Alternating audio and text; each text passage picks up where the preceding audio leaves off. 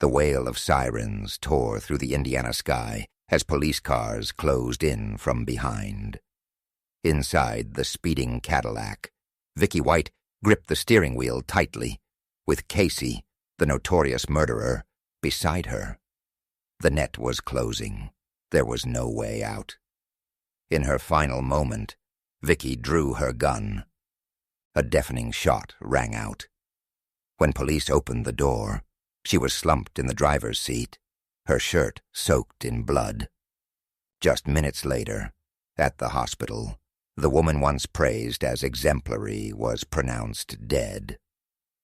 Before we continue, drop a comment below and let me know your thoughts about this story.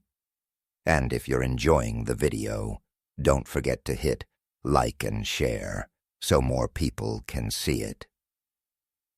Most importantly, make sure to subscribe and turn on the notification bell so you never miss a new upload. We post fresh content every day at the same time. A dramatic story. Vicky White had built her entire life around the Lauderdale County Jail. At 56 years old, she was one of the most trusted corrections officers in Alabama. For 17 years, she walked the same corridors, checked the same steel doors, and managed the same daily routines that governed the lives of hundreds of inmates. Her reputation was impeccable, disciplined, responsible, professional. Younger officers were told to watch her and learn. She was not loud, nor flashy. She was steady, reliable, the kind of person who always did what was expected of her. Outside of work, her life was quiet, even lonely. After a marriage that had ended in divorce years earlier, she never remarried. She had no children. She lived alone in a modest home, her world shrinking over time to the prison and her responsibilities there. Friends would later describe her as reserved, even guarded. She rarely spoke of her personal life. To the people around her, Vicky seemed content to let her career be her entire identity. But loneliness is often invisible, and what no one could see was the emptiness growing beneath the surface. Casey Cole White was everything Vicky was not. He was 38, a towering man nearly 2 meters tall, broad-shouldered, tattooed, and intimidating. His criminal record was as long as his frame: armed robbery, assault, kidnapping, and murder. He had already been sentenced to 75 years in prison and still faced an additional murder charge. Casey had a reputation for being violent and manipulative. He had tried to escape before, had threatened officers, had staged disruptions. He was considered one of the most dangerous inmates in the system. When Casey was transferred to Lauderdale County Jail in 2020 to await trial for the new murder case, he became Vicky's responsibility. Their first interactions were strictly professional. She was the assistant director of corrections, responsible for overseeing operations. But over time, something shifted. Casey was cunning. He knew how to use words, how to charm, how to exploit weakness. Despite his reputation, he could be charismatic when he wanted to be. He began to talk to Vicky differently: compliments, humor, small gestures of attention. For a woman who had lived without affection for so long, those words landed with surprising force. Slowly, the boundaries blurred. The conversations grew longer, more personal. He confided in her. She listened. What began as duty evolved into something more intimate.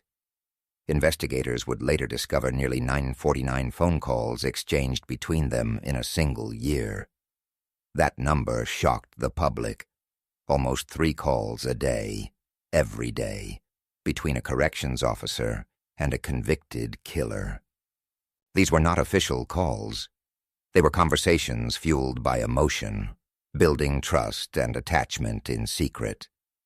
Casey began receiving privileges no other inmate enjoyed. He had easier access to food, more opportunities to communicate, more leniency in his daily routines. And Vicky began to change as well. She spoke more often about retirement, about leaving everything behind. She sold her house at a price far below its value. She quietly withdrew nearly $90,000 in cash. She told colleagues she was preparing for a new beginning. Nobody asked what that meant. But the new beginning she spoke of was not a peaceful retirement.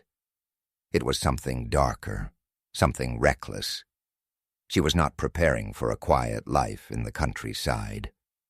She was preparing for an escape with the man she had fallen for, the man the state called a murderer, the man who was supposed to spend the rest of his life behind bars.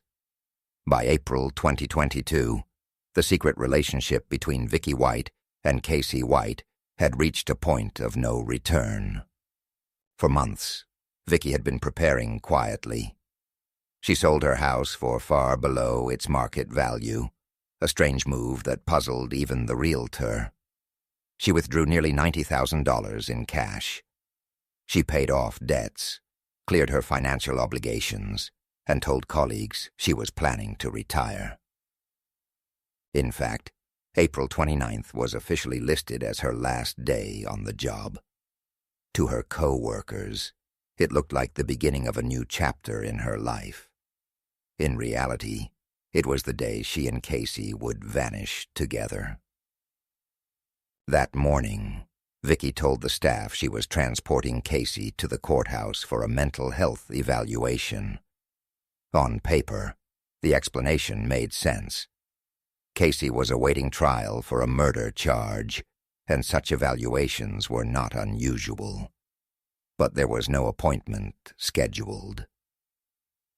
The paperwork didn't exist. This was a story she created to get Casey out of the facility without raising alarm. She alone escorted him, another violation of policy. With someone as dangerous as Casey, 2 armed officers were always required. But no one questioned Vicky. She was the assistant director of corrections. After all, if she said she could handle it, people believed her. Colleagues trusted her implicitly. That trust would prove fatal. Surveillance footage captured the moment. Casey, uncuffed, walked beside her as they exited the jail. He climbed into the back of her patrol vehicle. She closed the door, slid behind the wheel, and drove away. Within minutes, they were gone.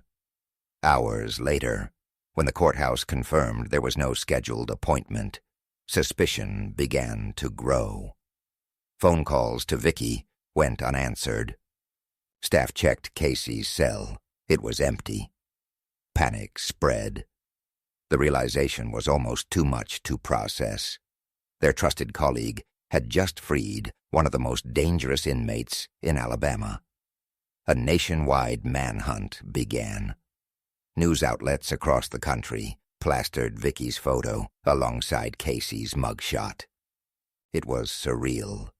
A respected corrections officer and a convicted murderer, now fugitives together.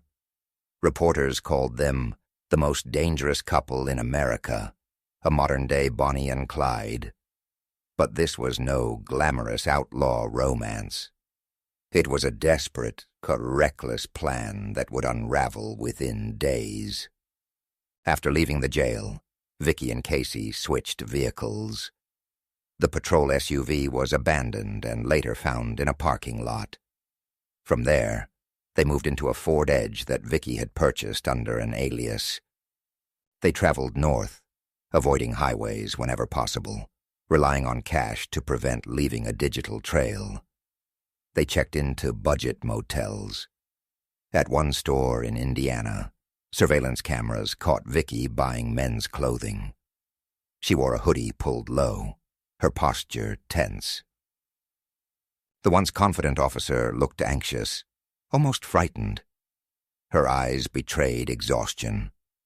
The burden of the plan was beginning to weigh on her. Casey, on the other hand, appeared more relaxed. He had dreamed of freedom for years. Now, thanks to Vicky, he had it, even if only temporarily. Did he truly care for her? Or was she just a means to an end? Those who later studied the case leaned toward the latter. Casey had a history of manipulation. He was skilled at using others to get what he wanted. For him, Vicky was the perfect accomplice, a woman with authority, access, and blind devotion. As the days passed, law enforcement pieced together their movements. Abandoned vehicles, surveillance footage, witness sightings. They created a trail. But Vicky and Casey remained one step ahead, for a time. The manhunt intensified. Federal agencies joined local police. Posters were distributed across states. News anchors repeated their names nightly. People were warned. These two were armed and dangerous. Oh, despite their precautions, mistakes began to mount. The Ford Edge was abandoned, left in the middle of nowhere. Police later discovered it had broken down. The couple then acquired a Cadillac, but by then, their pursuers were closing in. On May 9th, 2022, 11 days after their escape, investigators received a crucial tip. A suspicious Cadillac was spotted outside a motel in Evansville, Indiana. Authorities rushed to the scene. When officers attempted to block the car, Vicky and Casey bolted. What followed was a brief but intense pursuit. Sirens echoed down the highway as squad cars swarmed. Vicky gripped the wheel, Casey beside her. The Cadillac roared forward, but the net was tightening. Officers coordinated, closing in from multiple directions. For Vicky, it must have been a moment of pure panic. The plan she had risked everything for was collapsing. She had abandoned her career, her reputation, her freedom. Now, with police on their tail, the reality was inescapable. There was no happy ending. The chase ended violently. The Cadillac lost control, veered off the road, and rolled. Glass shattered, smoke poured from the crumpled hood. Police surrounded the wreck. Inside, Vicky made her final choice.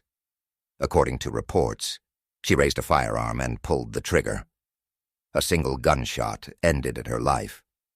When officers reached the vehicle, she was slumped in the driver's seat, blood soaking her clothes.